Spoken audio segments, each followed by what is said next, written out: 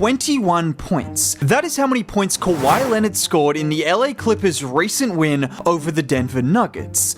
The Clippers won that game by 34 points. And that right there is why this team needs to be taken seriously. Because in a matchup against the best player in the world and the 3-time MVP, the Clippers just showcased that this is a team built for playoff basketball. Not only do they have Kawhi Leonard, who is capable of having performances like he did in Game 2, where he could not miss, but they have James Harden, they have Ivica Zubac, and the scariest part, Norman Powell might have woken up. Yes, I just mentioned 3 guys who are all considered all NBA level players, and the 4th guy just went off for 20 points after spending the entire season averaging over 20 points on ridiculous efficiency. This Clippers team is frightening, and when you see how good Kawhi Leonard has looked in these playoffs, and now how good the entire team has looked in these playoffs, it's time to recognize this is a team with championship potential. And you can look at the box score from Game 3 and think maybe this was the Norman Powell or the Ivica Zubac game, and whilst those guys were great, and as were so many other players on this roster who I will talk about, Game 3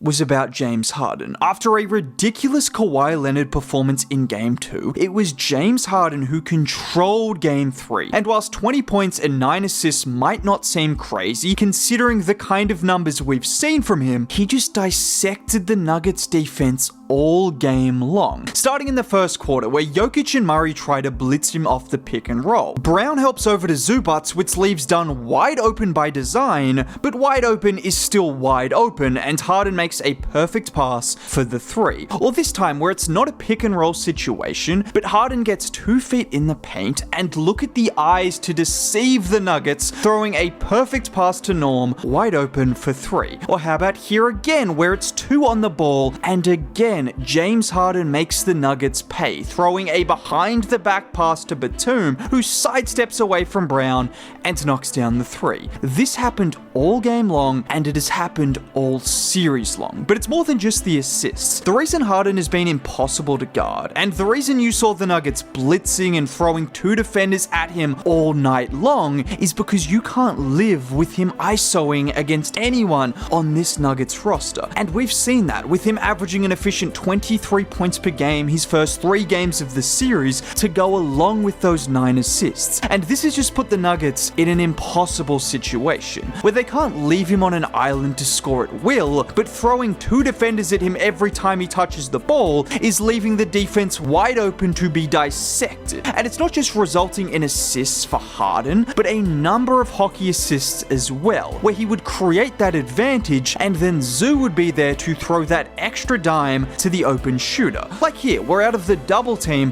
Harden finds Zoo in the middle of the floor, who finds Batum, who then finds Kawhi, and it's a perfectly executed tic-tac-toe for a wide open 3. And this is what makes this Clippers team so impossible to stop. You have given one of the best pick and roll players in NBA history a big man who can roll to the rim and finish, but is also capable of stopping short and hitting floaters or throwing passes to corner shooters, and then you pair that with 2 guys in Kawhi Leonard and Norman Powell who are knockdown 3-point shooters if they are left open, but are also capable of playmaking and also capable of scoring from all 3 levels. Obviously, one of those guys is a slightly better scorer than the other, but Kawhi's pretty good as well. But I don't want to talk about either of those guys right now. I don't even want to talk about the Clippers scoring right now, because whilst it is frightening to see a team with the scoring options they have, it's more frightening when you pair that scoring with elite defense, a defense that was top 3 throughout the regular season and hasn't looked back so far through these playoffs. And the 5th starter on this team is a starter for a reason, and it's not his scoring averaging 6 points a game. Chris Dunn is a special defender, and whilst Game 3 was a complete team performance, if Chris Dunn wasn't playing in Game 2, the Clippers do not win. It is that simple. And I'll be honest, watching Nikola Jokic in Game 3, I believe Dunn was single-handedly responsible for Jokic being more passive than he normally would. Sure, he finished with a triple-double as always, but there were numerous times where he was afraid to put the ball on the floor and post up against Zoo or even on switches because of how much havoc Dunn caused in 2 games with his active hands. Just like on this play where Jokic is up against Zubats, he goes to drive, and just as he is about to spin off Zoo, Dunn anticipates that and jumps it, stealing the ball. Or how about on this play where Jokic brings it up the floor? Watch Dunn initially help, forcing Jokic to pass. Jokic gets the ball back, he goes to drive on Zoo, Kawhi comes to double, and watch Dunn cover Brown, but he knows where Gordon is, baiting Jokic into making that pass, and he's there to deflect it. This is the kind of chess, the energy you have to play with on defense to cause a problem against one of the greatest offensive players in NBA history, and Chris Dunn has been the guy who has caused Jokic the most problems so far in this series. I mean, if you want any idea as to how good Chris Dunn is defensively, Kawhi Leonard said he motivates him to defend. There's guys on the floor that want to guard. They're not just pointing out at me asking to guard, they motivate me defensively,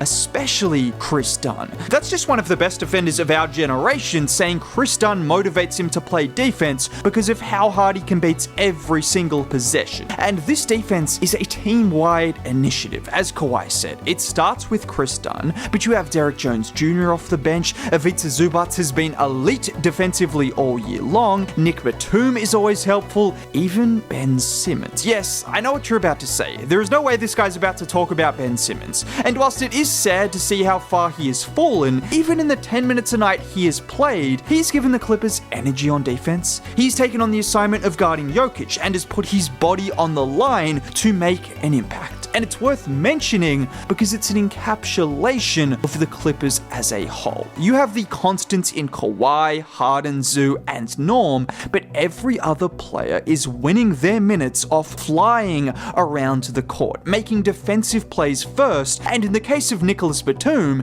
he's quite simply the GOAT. Can we just give Nicholas Batum some credit? Enough time has passed since he was paid that huge contract by Charlotte. This is an incredible player. Length, activity, versatility on defense. Even at 36, he still provides all of that, and I tell you one thing. I tell you, he is a guy that you can just trust to knock down threes in the playoffs. I mean, this 3 in particular was special. Watch Bogdanovic throw a no-look dart to him in the corner. Not only does he catch it cleanly, but in one motion, without dipping the ball, he gets it off and knocks it down. If there is any fumble or any dip, Christian Braun possibly blocks that shot, but Batum just always knows what to do in the situation. And not only that, but just timely buckets, with 2 of his 4 threes coming at the end of quarters on both occasions, really breaking the backs of the Nuggets. And I just hope this guy is remembered for being the elite role player he has been for so long. I'm sure Clippers fans won't forget him.